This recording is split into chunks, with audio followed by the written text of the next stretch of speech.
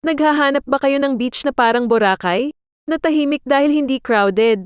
Tara, samahan niyo kami sa Homalig Island. So from Pasay, nag-LRT kami papunta Legarde kasi doon yung masasakyan papuntang Real Quezon. Napag-alaman namin na isang bus lang kada araw ang pumupuntang Real Quezon at 12 pa ng madaling araw yung alis ng bus.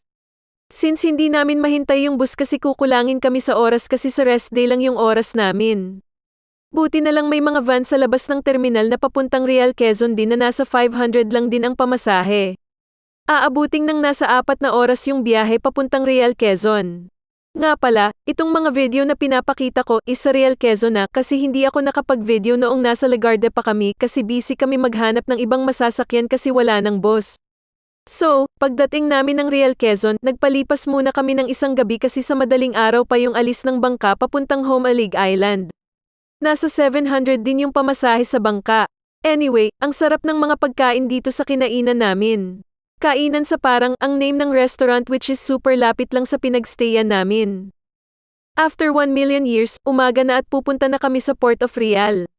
May nakausap kami na tricycle driver na dapat susunduin kami sa pinagstayan namin at yung binigay na number is number ng anak niya.